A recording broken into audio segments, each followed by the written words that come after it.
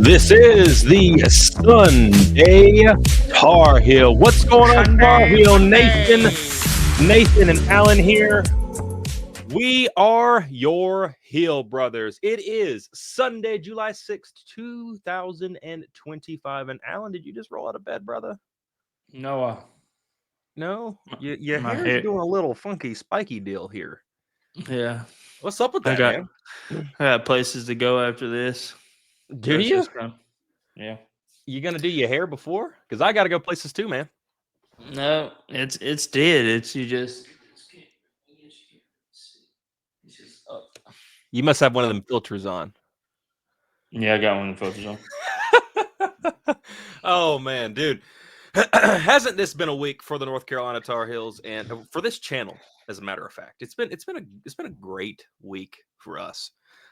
Man, the video you guys just saw coming into the Sunday Tar Heel was the video that we did about Hubert Davis, or that I did about Hubert Davis this past, I think it was Tuesday. And boy, it caused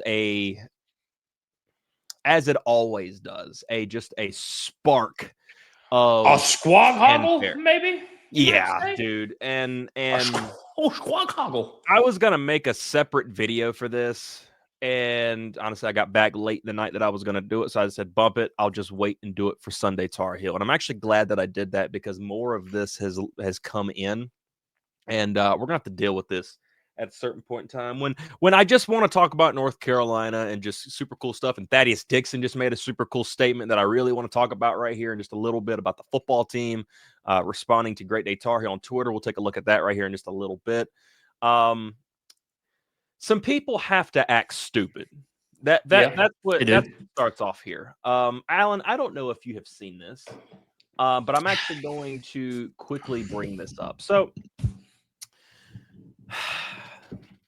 every time Hubert Davis is talked about on this channel, it's been by me, and I have talked about it a couple of different times. Hey, is he the right guy to lead? I did a video like that a couple of years ago. We've been doing this channel for almost 2 years now. It'll be 2 years next month. And think about it. The year in which that we started is the year that the Harrison Ingram year. That was great. Harrison Ingram and all those guys coming in.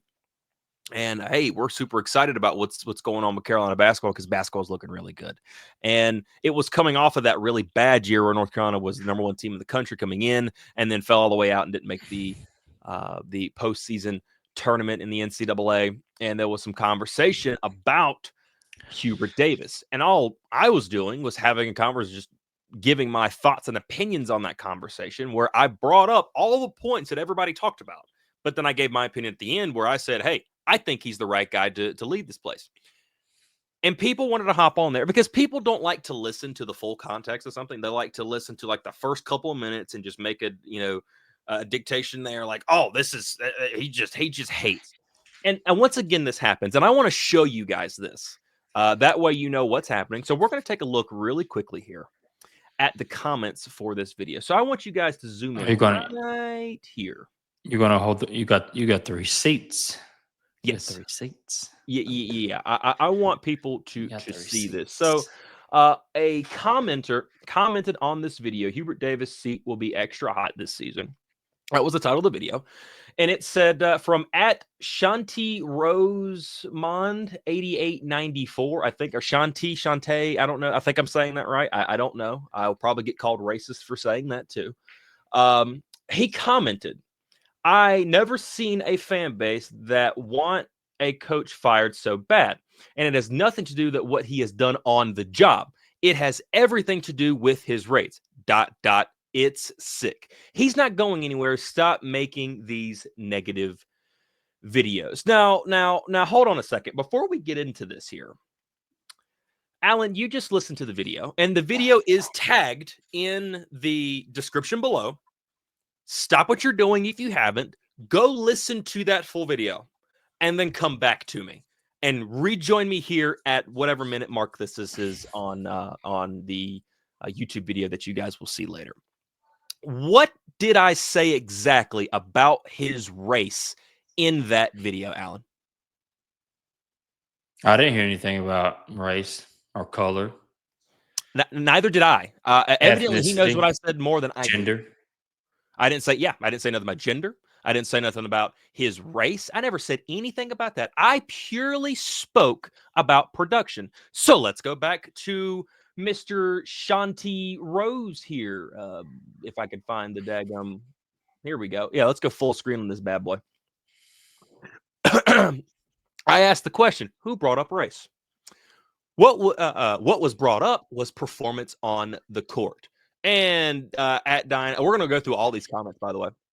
Dianelle Walker, again, I hope I'm not butchering your name, 9762 says, I'm a black American male, and I want nothing more than Davis to be successful, but he's had a lot of judgment decisions that are questionable. Example, the Stanford game, UNC went at one point with 7 seconds remaining, and Stanford had to go to the length of the court with no timeouts. Coach Davis called a timeout during to draw up a defense, which allowed Stanford to figure out what they wanted to attack UNC with 7 seconds remaining, which they inbounded the ball, stayed in the Stanford's player's hand, and he dribbled the length of the court, scored on Seth Trimble. UNC should have practiced a situation where they known what to do without going to a timeout. Okay, there's that. But Shanti Rose finally responds back to me at Hill Brothers. Well, if it's about performance, then he should not be on the hot seat. Unrealistic goals is the problem. I could have told you last year's team would struggle. We had a big man in Lubin who could not catch a pass. Also, let me add in, you had a big man in Jalen Washington who really hadn't shown you that much for you to believe so much in him that you turned down other recruits and other transfers to come in, which we thought were outbidded by us NIL-wise. We come to find out that that was not the case. That was a lie. They did not outbid us. They simply just said, screw it. You're wanting to put me on a reserve role. I'm clearly showing you that I'm better than this guy, and you're going to believe in this guy. I can understand why I can understand somewhat of why you want to believe in Jalen Washington. I had high hopes for the kid myself, but you had to take what you had for what you had and just bring in the guy and say, you know what, let's have some competition here. Let's see what's going on here. Anyway, I digress. We had Elliott, who turned the ball over a lot. Now, Elliott had a bad year last year. I will say that because the year previous to that, he actually had pretty good. He was pretty daggum good. We thought he was going to be amazing last year, which is not a good year for him. Biased refs against us and a transfer who brought in to hit shots who could not shoot. Keep wishing for a new coach. Now, Alan, I see a couple of things wrong here with what this dude just said. Can you spot them? Oh no, okay. So I'll let me add to it here. So let me go to Shanti's roast here. Let's break this thing down. If it's not about performance, he should not be on the hot seat. Unrealistic goals is the problem. That's our headline. That's what we're rolling with. That's what he leads off with, right? I could have told you last year's team would struggle. We had a big man in Lubin who could not catch a pass. Who brought him in? Let me read my response. Is he not a big part of the reason those players are here? He brought them in, passing on plenty of others to choose the ones that you saw. Players do have to play, and that is true, because that is true.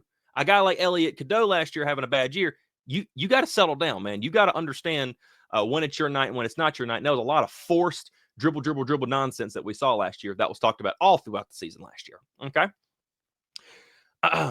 But coaches have to put their teams in the best positions to win. Not once did I say in the video not a single word about wishing for a new coach. What did I say in that video, Alan? I said that I thought that this year he brought in some really good pieces. Me and you have talked about this with Linzel of 94 feet of UNC. I said that so far that he has done a really good job of rebuilding this roster. Now, is there some question marks about maturity and experience? Absolutely. You've brought that up a couple of times since we've been talking about this. But I think that the pieces that are there are really daggum good, along with the recruits.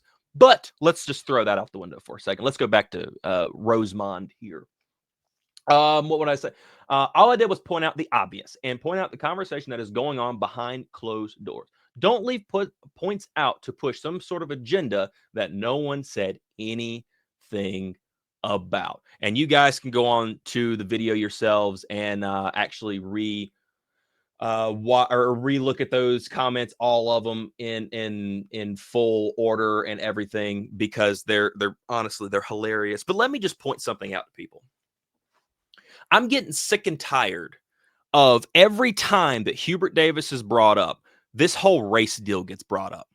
And the people want to leave out what is said and what is not said. Like I said, we've been doing this channel for about 2 years now. 2 years next month. I think it's August 23rd, I think, as a matter of fact, is our birthday. Happy birthday, us. Go us. Hey, all the good jazz. In that 2-year span, we've been able and been blessed enough because of you guys helping us become as big as we are, with now 1,400 of you guys subscribed to the channel. And then you got plenty others between TikTok and Instagram and Twitter and all this, that, and the other stuff. You guys have been able to push us into a position that we're able to have some conversations with some very knowledgeable people about the University of North Carolina.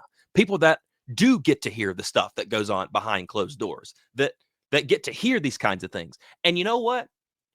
We can't just tell you everything that they tell us, but sometimes I can hint around something. And right here in this moment, I'm trying to hint to you, hey, this is a conversation that is going on behind closed doors. There are people who are pissed behind closed doors at the University of North Carolina, which you guys can't see. I've got a nice little picture of right here behind me. And when you guys want to bring up race, who in the hell said anything about his race whatsoever? I like Hubert Davis. Hubert Davis is a good Christian man, and I absolutely respect his morals and everything that has to go along with it. He is an awesome leader of, I see it's harder than Coach K's breath. There we go. So, it's a Tar Heel tantrums. I'm having a tantrum, it would seem right now, because I'm sick and tired of daggum people coming in here, and just because I'm white and I don't look like Hubert Davis, that because I'm bringing up something that is a conversation amongst plenty of people, go on Twitter, go on any outlet whatsoever, message boards inside Carolina, the former Tar Heel Illustrated, you could go on there and you could see the message boards on there. You can see where people are having conversations. People in the radio business are even having conversations about this right here. It is a legitimate conversation that is going on. I personally, all I did was bring up the conversation, bring up the points that people are making, and then gave my opinion at the end. And what was my opinion? I said that he's doing a great job, but here's the deal with bringing in talent this season. Let me preface that. With bringing talent this season, he's doing a absolutely great job. But here's the problem. We have to acknowledge that this has been the norm at North Carolina basketball over the last 4 years, now going on 5. Carolina, 3 out of the 4 years that Hubert Davis has been the head coach of the Tar Heels, has been on the edge of their seats on Selection Sunday. Tell me I'm wrong. They have been on the edge of their seats, not knowing that they were going to get in or get out. They were a preseason number one team in the country and went out. They were the first team to do that since the tournament got expanded to 64 teams back in 85. I think it was 85 or 89, somewhere along that line. First team ever to do that. This past season, you're lucky as hell you got in. You were the last team in. And people wanted to have a conversation about the other teams that were left out up under North Carolina. I thought out of those teams, Carolina should have been in over those teams. That was my personal opinion. I remember saying that. If you don't believe me, go back and look at our videos. You will find it. I promise you. It is there for you to listen. Do your research before you try to come in here pushing some dumbass agenda saying, "Oh, you just don't like him and you're racist because of it." No, I'm not. I like the guy. I hope he succeeds. I want him to succeed. I want someone in the Carolina family, a guy who came to North Carolina, balled out, went to the NBA, balled out, came back, helped Coach Roy Williams win national championships in the 9 years that he was an assistant coach before becoming the head coach. I want to see that guy succeed. He stands on principle. He stands on his morals and values. It's shown across the team, and I like it. I like the fire that's in him, and I'm really hoping that this year is a good year, because if it is not,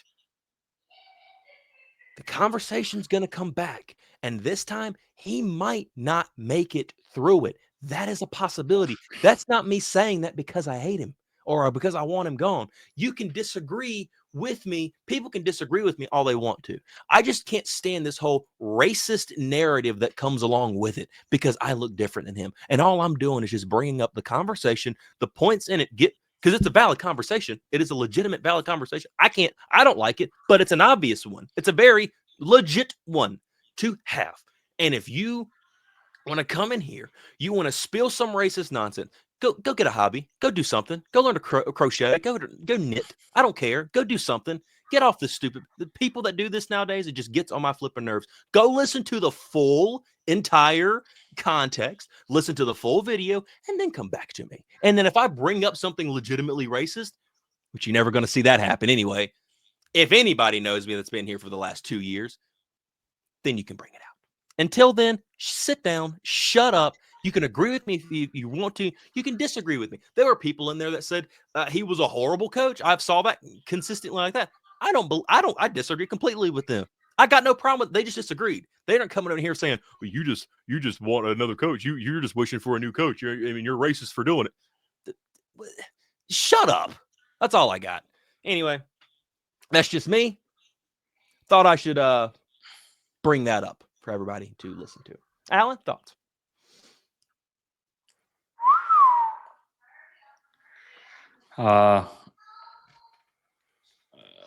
People are dumb. I don't know.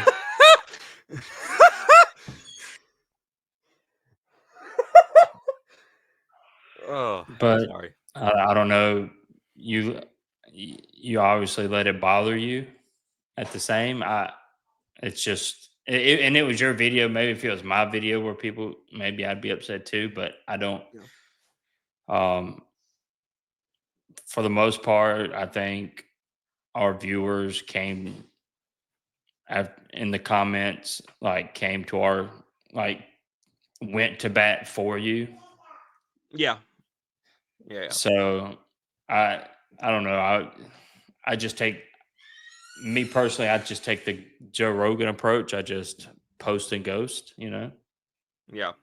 And a lot of times I honestly do that, but I've saw like, this negativity is going to happen, and there's always one person there. I mean, it's true.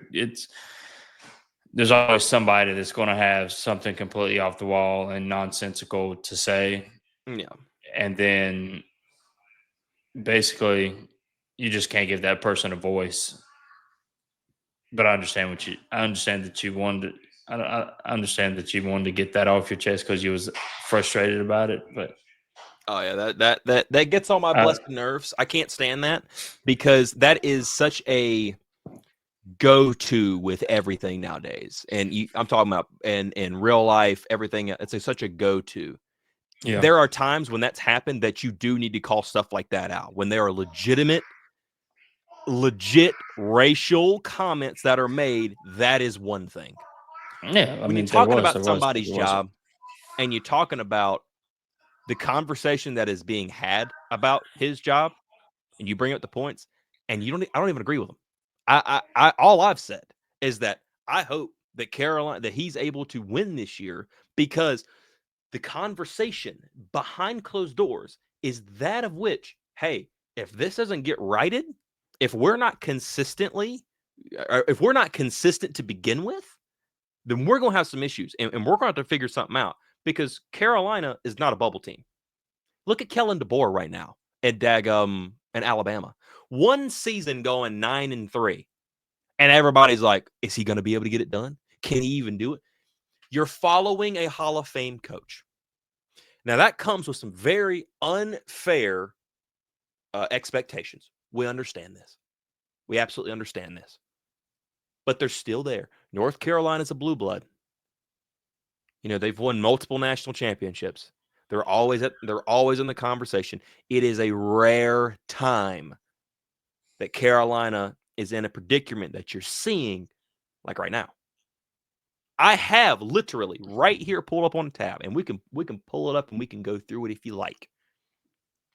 Of each season under Roy Williams to now. I pulled it all up. I didn't go to it. I don't feel like I have to, but we can.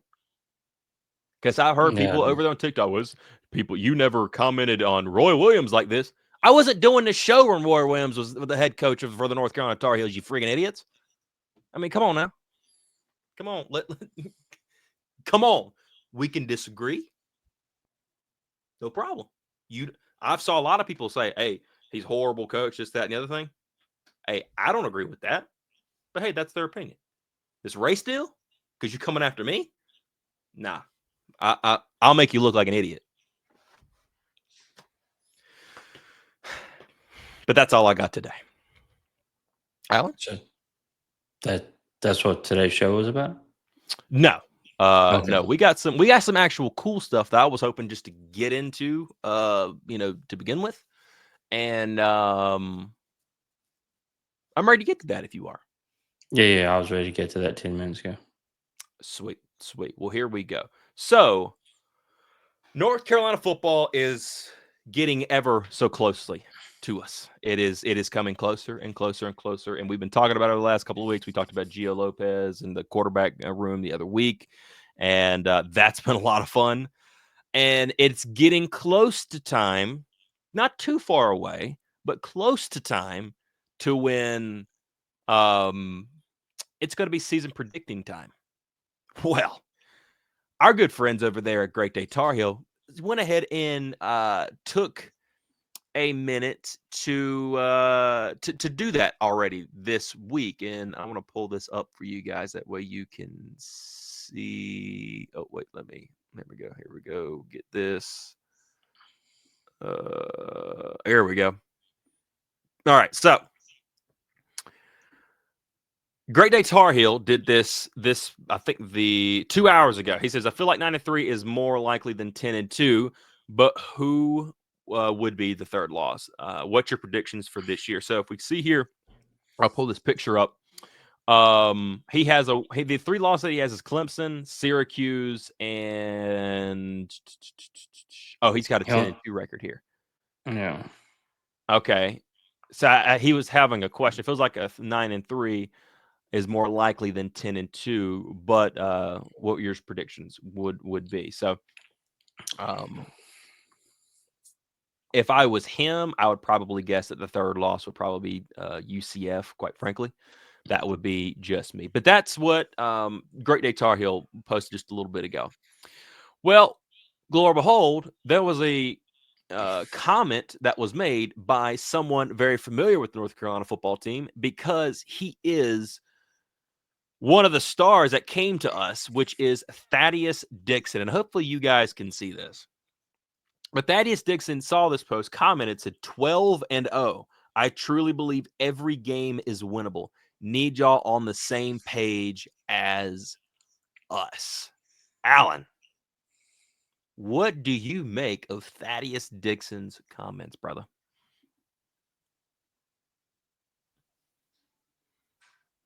At the sound of not being pessimistic, I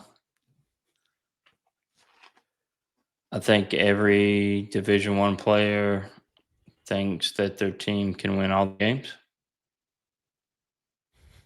Yeah. Every team wants to go undefeated at the beginning of the season. And I think that he has a lot of confidence, and I'm sure he sees more than what everybody else is seeing. But to pull a Tommy Ashley and predict a 12-0 season is out there. I don't think they're going undefeated. It can easily be 10-2, and it can easily be 8-4. Well, I got to say this. It could be 7-5, actually. That would be.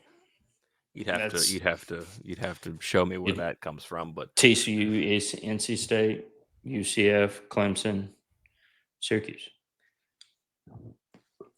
Yeah, absolutely not. You say that? No, that would be sinister. That would absolutely be sinister.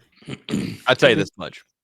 I love that comment from Thaddeus Dixon. And this kind of goes back to a video that I made a number of weeks ago when we got Bill Belichick and players in like their first summer interviews. It's the first time that we had gotten players under Bill Belichick. It hadn't, it had just been him or Michael Lombardi that's been doing the little interviews from time to time, very rarely when we get them. But, a number of weeks ago, they had all of them. They had players. They had Thad. They had Will Hardy. They had Christo Kelly. I think one or two more. Jordan Shipp. And being able to listen to them. And what I took from it was there was a confidence that was resonating with me, and I think a lot of people when you listen to the players. Bill Belichick is one thing, the players are another thing, and we've saw many player interviews, and I listen to every single one of them all the time. I want to hear what the players got to say. I want to hear their attitude. I want to hear their optimism. You can hear confidence in their voice, but you can also hear forced confidence, saying like, "Oh, let me just do this because the cameras are rolling." We saw a lot of that, or personally to me, I gathered a lot of that out of the players, a lot of the player interviews under Mac Brown, especially when like there was expectations on them. Personally, I think right now coming into the season with Bill Belichick, and Alan, you can tell me what you think as well. Under Bill Belichick, we've been 9-1 before, we've been 6-0 before in the expectations. Everybody's watching us. But I don't think the expectations have been as big for North Carolina football as maybe they've been since the 90s. And I'm counting in the Drake May year. I'm counting both Drake May years when they were 9-1 and 6-0. The expectations of that was, hey, that's pretty good. But the expectations are extremely high for North Carolina right now because you got Bill Belichick. And you got to win. And people are predicting, hey, Carolina should go win. They got Bill, So those players got to be under immense pressure. But they seem very cool, calm, and collected. And I like this, knowing the style of player that Bill and Michael are going after. I like it. I like this comment. It, to me, this gets me a little bit more excited for that Monday night. What about you? Oh yeah, no, I don't mind the comment. The comment's great. I mean, I'm glad your players feel that way. And as far as the expectations, the expectations can be high, but I think they're unfair expectations. I mean, he's never coached college before. He's never coached college kids before. You don't know how the college kids are going to respond. You don't know if his style of play is going to translate to the college level. Yeah, so I mean, as high as the expectations may be, I don't know if they're fair ones. Yeah, so I mean, you can the media can say 12-0. The media can say whatever they want. You don't know until you know, and you can't bookend this season just because it's Bill Belichick. Because just because it's Bill Belichick doesn't automatically make a team that doesn't know how to win winners. I don't think anybody's booking it in. I think a lot of this has to be like do with mindset and attitude into which you're coming into the season with. Thaddeus Dixon's a guy who's played on a national championship game team. He played in the national championship win against Michigan with Washington. He saw the big lights and he knows what it takes to get there. And for him to be open and willing to say that, to me, speaks volumes. Because he didn't have to comment on that. He didn't have to say anything. Now, I'm not saying that they're going to the national championship game. Don't get me wrong, but for him to speak out like that is I like that mindset. I like that attitude because that attitude, as him being one of the captains, him being one of the more experienced players on this team, that attitude's permeating throughout that entire locker room, especially on that defense. The defensive side of the ball has been where we had our biggest issues. Has been the defensive side of the ball, and I'm very excited to see what happens through that.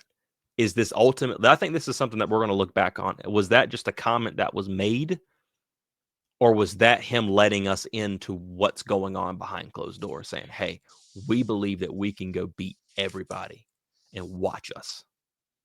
Because he says, "I want y'all on the same page as." Let me make sure I quote him right. Need y'all on the same page as us. I like that. God, I like that. That is awesome. And a mindset like that can do wonders for you. A mindset where, like, hey, you don't intimidate us. That's saying something. You know, if that attitude really does come in, hey, sky's the limit. Go let the ball roll. See where it lands. And but yeah, I like that. I like that a lot, and it's got me a little bit more excited for football season. I mean, I'm excited to begin with, and I don't even know what the heck I'm going to predict yet. I'm kind of back and forth between, optimism, reality. Where should we be? I'm trying to look at the entire roster. I'm curious as I'll get out. I know for sure I don't have a perfect season. I know that's ruled out for sure. I don't even know if I have an 11 or a 10 win season. We'll find out. But I do think coming into the season, this team should win a number of games considering the schedule. There are some tricky ones. There's some hiccup games. There's some games that Mac Brown would lose. A Mac Brown team would lose. A game like UCF, maybe a Virginia, Duke and Wake, or not Duke and Wake, but Duke and State. What are you going to do? Those are grind them out games. Now that Duke's got the victory bell, and they got that mental edge. Here they come. We got them. We got North Carolina. We finally got them. Now we're gonna, now they got to come take what's ours. Here we go. So I don't know. I like that though, and I'll be curious to see if that mindset really sticks, because boy, Carolina's needed that. God, they have needed that. Certain guys on our teams have had that. Guys like Kamen Rucker, Powell Eccles, Cedric, Drake, Amarian, those kind of guys. Rest team hasn't. A lot of other players haven't. So, what makes Dixon different? Just saying, he's been to the championship game. He knows what it takes to get there, and to know that him saying we need you on the same page as us, that's a very unified thing. That he didn't have to make that comment. That's not him being in front of the media. That's him being on social media and saying, hold on a minute. You get with us. That's the reason. That's just me. That's just my first thoughts and opinions on that as well. Yeah. I'm just tired of winning the off seasons. To do more winning during the season. Oh, absolutely. Yeah, and you've definitely got to win this year.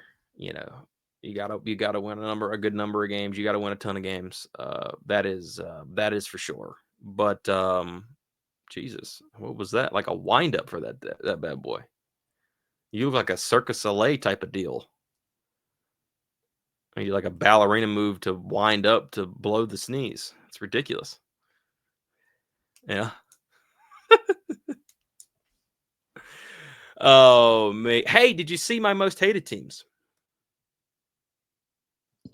I started watching some of it this morning, but I saw the video clips you sent. I haven't watched the full video. No. That was some fun. Hey, since we're on this, top 3 most hated teams not in the ACC or rivals. Give us from least hated to most.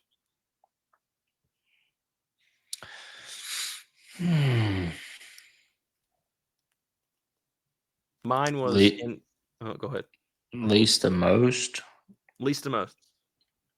I had 2 honorable mentions, and then I had my bottom my 3. Yeah, I saw your honorable mentions. I didn't understand Ole Miss. I didn't. That was I Lane mean, Kiffin, 100%. yeah, Just Lane yeah, Kiffin. but I can't stand that uh, dude. I absolutely hate him. He gets on my nerves. so this is just your personal. It's not like UNC. Like, Yeah, 100%. I don't know. I guess we'll go. I guess Auburn can be on there for the game against North Carolina when the basketball team had the flu, and Auburn refused to miss anything from beyond the 3-point line and sent Kobe White to the NBA early. Yeah. Good go with that one. And also dumpstered us this past year too.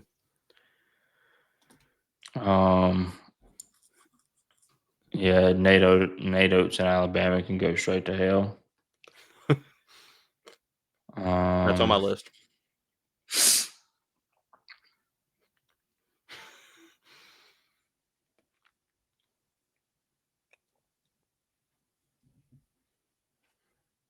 You should know who my number 1 was. I'm gonna go with LSU and the baseball team. Yeah. Oh, really? I don't like them either. Dang. I did Ole Miss and Creighton were my honorable mentions. Ole Miss just because of Lane Kiffin, and I said that one is in there because I think the national world can't stand him either. Nobody can stand that dude.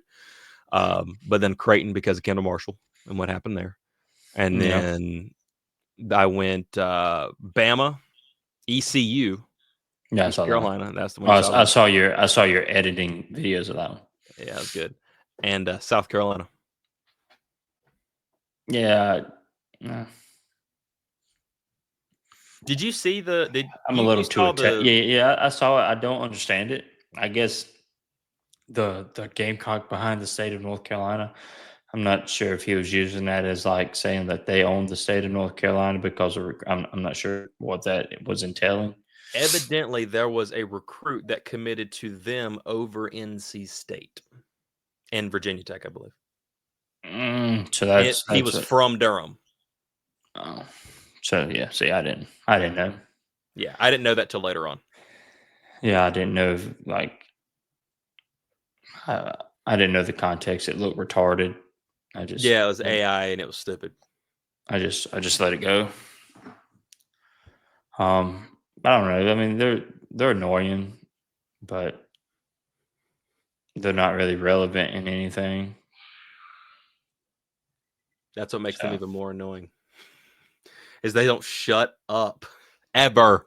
They never shut up. East Carolina the same way. I used to like East Carolina until I got around East Carolina fans. I just don't like them anymore. It's annoying.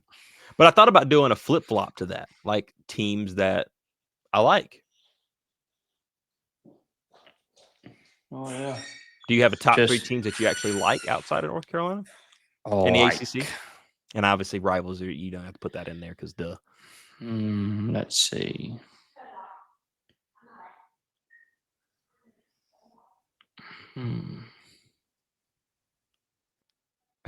That's a good question. Yeah. I know I've got 2 off the top of my head. One of them being in the state. Coastal. One of them's Coastal, I know. Oh, that could be my third one. Sweet. Oh, well. There's 3. I guess Clemson's your other one. No, Clemson's not in it. I'm not an ACC nor. Oh yeah, guess that. Well, guess rivals, that one. obviously. Well, I'm not this going is to out keep of guessing. I'm not going to keep guessing yours. Let's see. We're Coastal, yeah. I can roll with it. When Saban coached Alabama, I didn't mind watching them play. You don't want to root for your patented favorite drunkards that you like to talk about? Georgia. That is not my quote, ladies and gentlemen. That is it. That is an Allen quote. They are a school full of drunkards. Oh gosh. They get drunk and just drive around. Then show up on game day ready to play though, I guess. Let's see. No, I don't. I mean, everybody. I mean, you see like these big games, like especially during the football season, like a number one versus a number two. Oh, I want to watch that because that's going to be good football. Then you like inevitably like you pick one you want to win or whatever. You know. Yeah. Like, but I don't have a favorite. Like, I don't like other college teams. It's not like I'm gonna go buy a Alabama T-shirt because I like watching Alabama football when they play against just whatever number two, whatever else. Or Right. it's just a big time. I like big time games. That's just me. I like big time matchups. Yeah. Well, honestly, for a But top 3 of mine, I have to pick you reminded me of Coastal. That one, I do like Coastal a lot. State of South Carolina, they're my favorite South Carolina team. I just like them over everybody. Well, I was a Tech fan, so I don't mind pulling for them. I don't mind pulling for Georgia Tech until they face us, and then they're kind of annoying. But yeah, I can go with you. But no, I have to say Oregon, App State, and Coastal. that's interesting. Mm-hmm. Oregon for the uniforms, I guess. They do have very eye-catching uniforms, but I don't know. I've just always really enjoyed Oregon. Whoever plays Duke, whoever plays State, Maui College. I love it. That's good. That's good. I like that. App State because I like their moxie. They're just a team that just doesn't care, man. They're just going to come at you. And like the North Carolina games that we just faced against in that series, every single game was a heart attack. And I liked it, honestly. Like after the game was over, I'm like, man, that was a great game. You know, but geez, and I like App State in their moxie over there, so I always root for them. You know, all the time, honestly, and unless they're facing North Carolina, of course. Like I was rooting heavy for them against Clemson last year. That obviously didn't turn out well. But Oregon, no, I like Oregon a lot, man. I'm hoping that Dan Lanning can get them over the hump, over there, and they can do something prominent at least once. Because boy, they're always right there, and they just seemingly just cannot get it done. It's very odd. But North Carolina and Oregon played that bowl game a few years ago in the Holiday Bowl. It was awesome, man. I enjoyed it. Great game, and I thought Carolina should have won that game, but hey, they choked it at the end. They let Oregon roll right down the field on them. And I was actually really, I remember during baseball season, I was hoping that Oregon would come out of the Eugene Regional and it'd be North Carolina and Oregon. I was really looking forward to that. That would have been nice. Maybe North Carolina could have won that regional. Yeah, no joke. So I was looking forward to that, but then Coastal as well, just because state of South Carolina, I like Coastal. They're pretty cool. I have a lot of dealings with Coastal fans, and I have a lot of friends that went to Coastal, and they just all of them been pretty cool. So I'd like to go down there. We've been invited by the Strut podcast to go down there and check out a game. Which now they have free concessions. I might have to try that out. There you go. Go try some free hot dogs and drinks. That's it. Every time I go into that Coastal store that's at Broadway at the beach, that I love that whole area. I go in there and I'll just walk around, and they're always super nice to me. So I bought a T-shirt. I know. I saw it. You wore it the day North Carolina lost in baseball. Yep, because I was pulling for Coastal. Said they would take care of Arizona, and they sure did. Gotta love it. Anyway, hey, you gotta throw it around from time to time, man. Hey, what do you make of Steve Newmark becoming the new AD for North Carolina? That's also some news that happened this week. I haven't even dived into it, to be quite honest. Former Roush Fenway president of 15 years. I got 2010. Yeah, that's interesting. I guess if you can run a race company, you can run a college athletics division. So do you know much about him? Well, no. I saw it, sent it to you, and I haven't researched it because it's still 2025, and Bubba still has a chance to run college athletics at UNC, I guess. Well, Bubba's not leaving. You do know that, right? Yeah, I saw that senior advisory role. Right. Blah, So blah, he's blah, going to be blah, blah, blah, blah. working, with the chancellor and the AD. So he'll be working with Steve Newmark. But Newmark is brought in strategically for the to generate revenue. That's where we all know that's where college athletics is going. Revenue. You need sponsors, this, that, and the other thing. So right now, Newmark, NASCAR. You ain't running a car unless you got a good sponsor, right? You need some good sponsors. Now with this, I'm a huge RFK fan. Hopefully it translates over to UNC. Absolutely, man. I was a Carl Edwards fan of Roush Fenway for a little while there. 99.5. I definitely was. I love that dude. You were a Gordon guy. I like Jeff too. He was pretty cool. He's pretty all right fella. Remember being with you at Carowinds when you flipped out and all of a sudden he was just standing right in front of you. You're like, Nathan, that's Jeff Gordon. And then we stalkily, yeah, I'm going into this. We stalkily tracked him down so you could meet him. Yep, that's it. Oh my God, it was great. That was a moment that I will never forget ever. Getting off of the Fury at Carowinds. And Jeff, we were getting on. Jeff Gordon was getting off. I think that was the All-Star race weekend we was there that Saturday. It was rainy that weekend, but they were still open. Like it was misty, but it was. He'd already retired anyway. So, but yeah, he was still my hero. Yeah, wasn't he doing like commentary there for a little while with them? Yeah, he did a little commentary, but this was even after he quit commentary. Now he's pretty much next in line to take over for Hendrick. He might do pretty good with that. But he'll buy. I don't know when Rick Hendrick steps down. Jeff will be the next in line. I figured it would have been Dale, but hey, no. Or I don't know if they like to get into it in their off time. So I mean, I figured Dale would just because he seems like more of a businessman too. Well, no, Dale had his own race team, and I don't know if it's still in the series or not. I don't know what they call it now. The junior varsity series, and then he did have it in the Cup series. Xfinity, like the Xfinity series. Yeah, Xfinity. There you go. Earnhardt Ganassi, but I think Ganassi sold. So I'm not sure.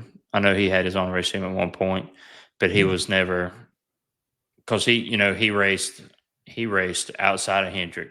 Gordon was right there. King was Hendrick from day one. Yeah, with Terry Labonte,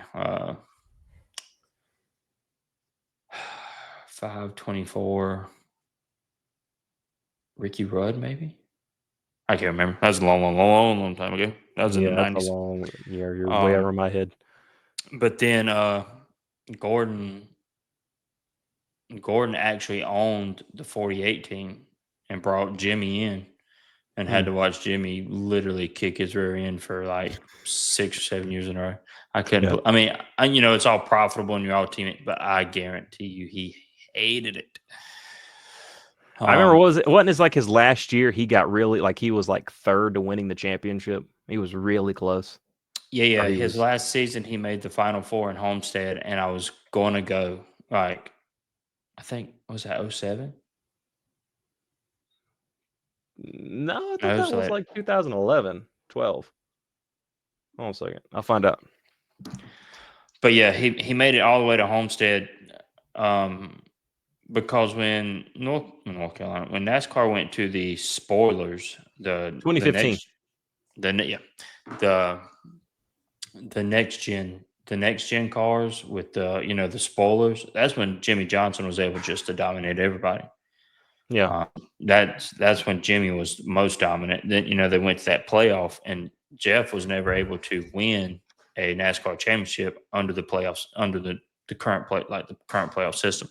Mm-hmm. And then the season before, he was in line, but then Keselowski wrecked him in Texas.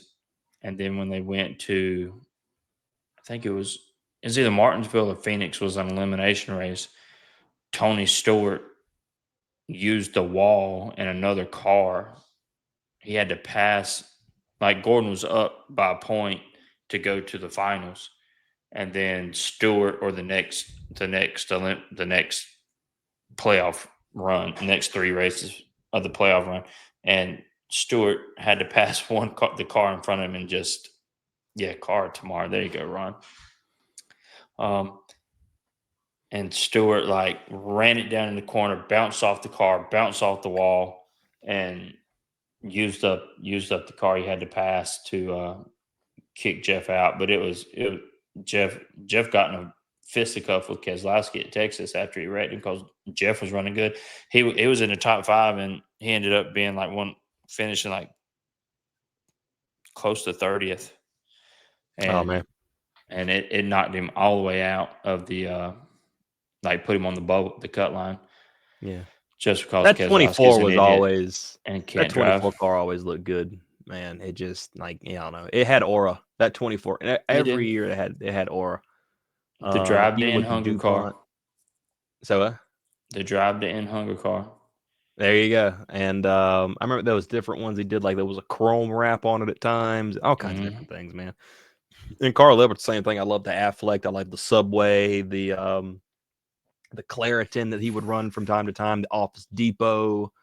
The Bless. What was the other one?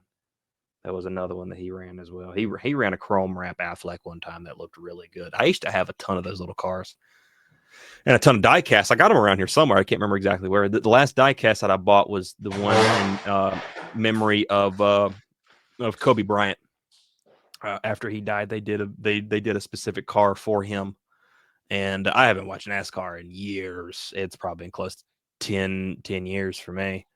I was not alive then, Ron. I was not. I was 2000. But I have his last race at Bristol when they brought back the Rainbow Warrior car. yeah. I have that helmet, but this is one of my diecast. Oh, there you go. I keep on the nightstand. Yeah. Yep. That and when we went to the WWE event a couple of months ago, you got to see the Exalta 24 looking like with the flames on the side, like it used to be. Yeah, William Byron. Yeah. Yeah. Driving that car. I don't watch it. I don't watch it as much. Like I'll watch the restrictor plate races. Talladega, Daytona, Atlanta is restrictor plate racing now. They drafted Atlanta now. So Michigan, I think they draft now because of how fast they run. Okay. But yeah, no. Then they went down to Homestead his last year, and he just. I knew it was going to be hard because I don't think Jeff only won at Homestead once or twice in his career, and I knew it was going to be tough for him because the half mile tracks he was real hit or miss on, and he missed on his last race of his career to win the championship. I think he ended up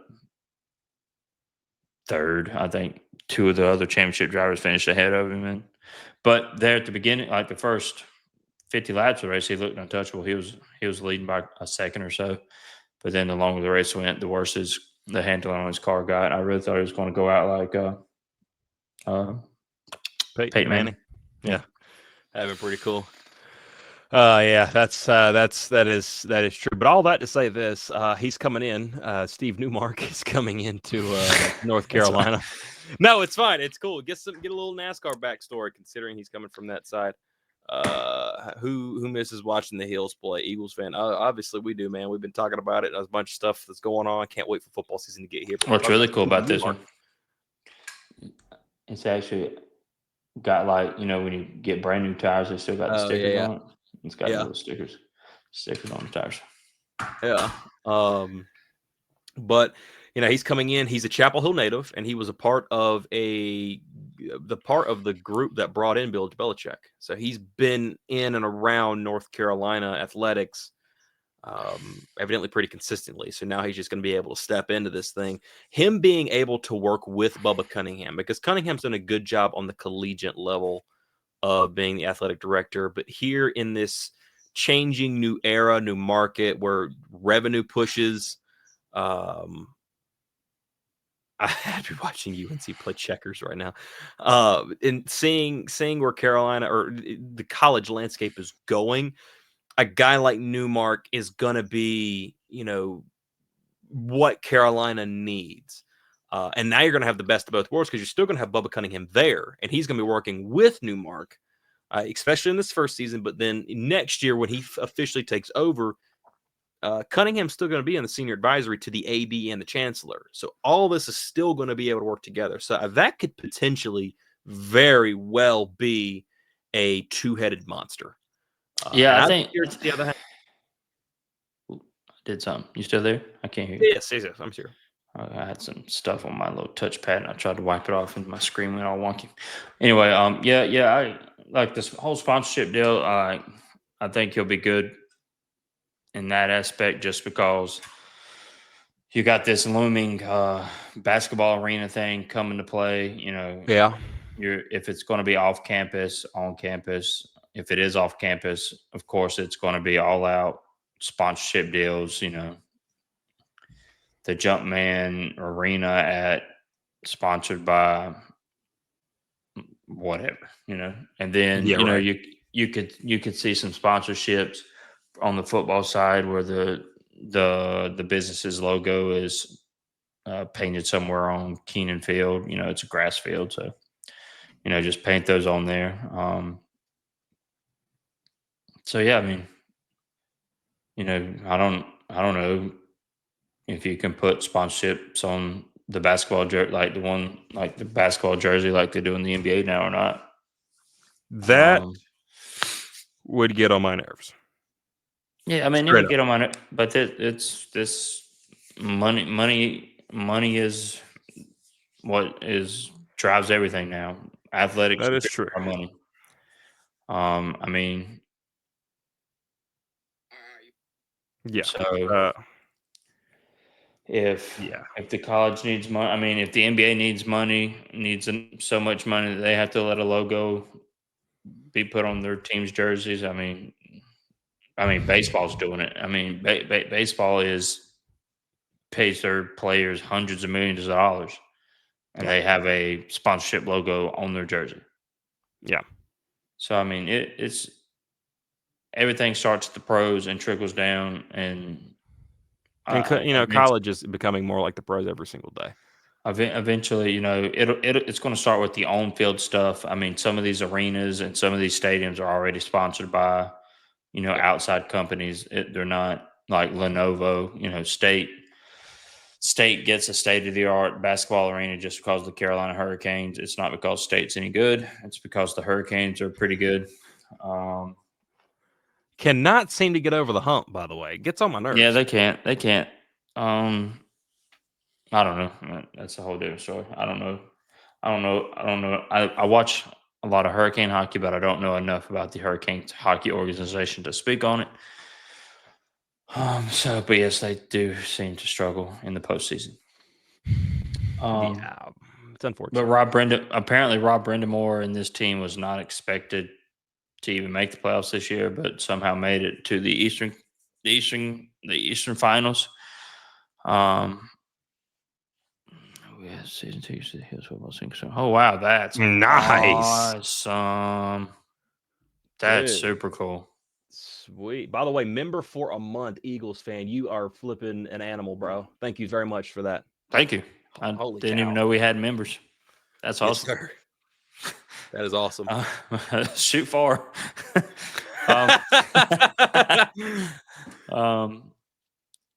Geez, that just threw me off. I was like, when it popped up, I was like, why is it green? But now I see you paid to play. Thank you, sir. But yeah, congratulations on season tickets. That's absolutely fantastic. No joke. I lost my whole train of thought. Rob Brindamore and the Hurricanes was not expected to be that great at hockey. Well, not great, but legitimate. But the Panthers are just absolute juggernauts anyway. She's a keeper, Ron. Yeah, she's a keeper. Yeah. So, yeah. 100%, sponsorships are important. Yeah. Yeah, sponsorships are huge, and especially, I do think that I wasn't there some type of announcement. I could be completely wrong about this. That I saw that Carolina is looking for a sponsor for Keenan football, like Keenan Memorial. That it would still have Keenan in the name, but there would be a sponsorship like Lenovo Keenan Stadium or something like that. I think I remember there being a report on that. I'll have to ask some people about that because I think that was a legitimate thing, and maybe this kind of plays into the Steve Newmark thing. Yeah, he is coming in. He'll start August 1st, I think it is. Yeah, I think he'll start August 1st, and we'll see what happens there. Sure, Dan. Oh yeah, for sure. And Bubba Cunningham knows a ton, and it's not like he's just going to be up and out of there. He's gone. He'll still be here. He'll still be at the University of North Carolina. And this, to me, at the face of it, this looks like a really good play by the university to have a guy like that in your back pocket, that wants to get into this. And he's actually already been around the university and the operations, it would seem, from what we're hearing. They are floating it around. Okay, there we go. So, yeah, I'll be looking forward to seeing what happens with that. But Newmark, I'll be seeing him pretty soon. I don't know what RFK is going to be doing. We'll see what happens with them. I know Jack Roush mentioned doing these videos for. Appreciate you again, Eagles fan. 100%, man. This is you're salute. That's awesome. Thank you. That is legit. But to see what they're going to be doing is going to be kind of interesting. I know Jack Roush made a big long post about Newmark leaving, that Carolina was getting a good one, and so I'll be and for him to be in a position like that for 15 years, I'll take it. It's pretty good to say the least. So, but hey, we're gonna get out of here, man.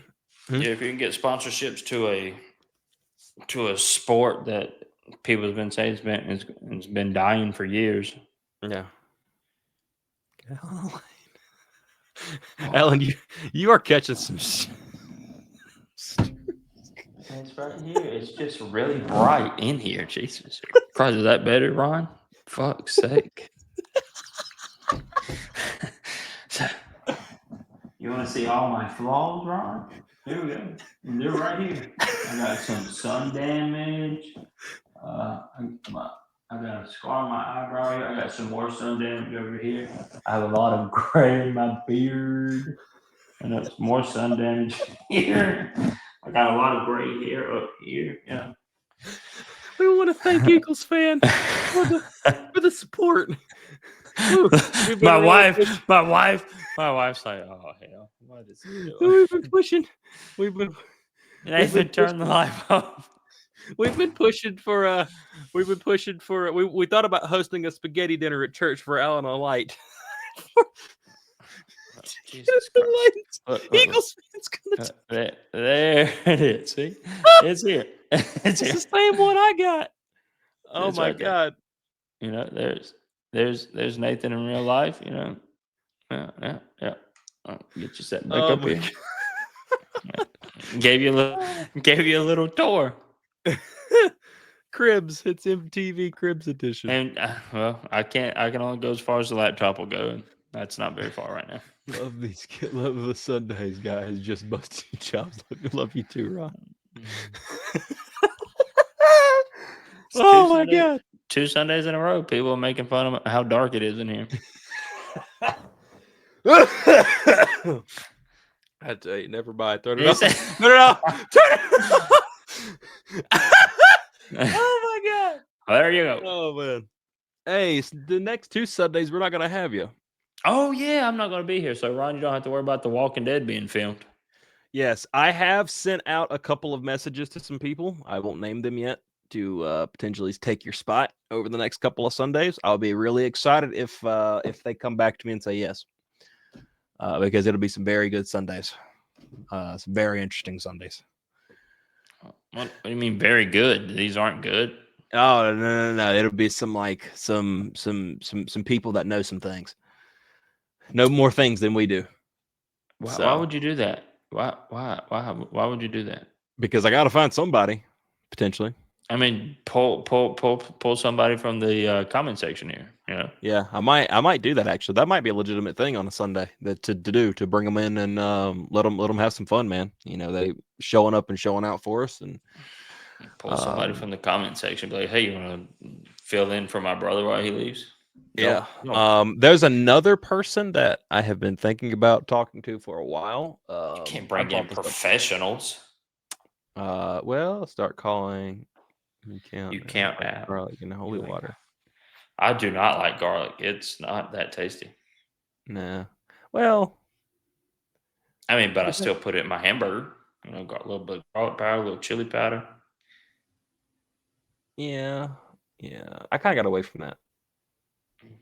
I do a couple other things, some different stuff. Yeah. I like all y'all a whole lot, but I have groceries I need to go buy. Yeah, and I gotta go. I gotta go up the street to Indian Land. So let's get it. Anyway, we want to thank you guys so much for coming out here with us and hanging out over here at the Sunday Tar Heel, July 6th edition, 2025. We will see Alan. We'll see. Dang, the next time they see you on a Sunday Tar Heel will be close to the end. We'll have already have went to ACC Media Day. Yeah, well, you'll see me at Media Day. Yeah, we might have to. Yes, I saw a blood. Oh my God! These Sundays, we're getting.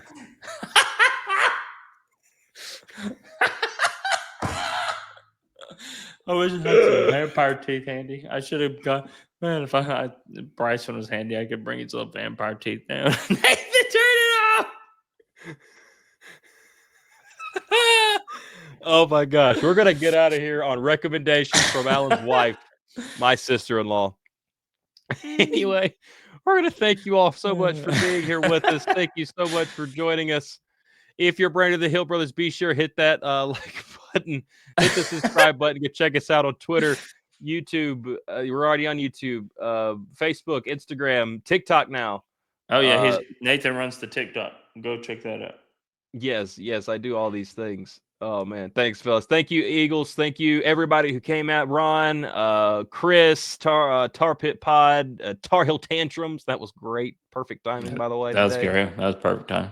Yeah, that was really good. Anyway, thank you all for watching. Thank you all for being here. And as always, go Heels.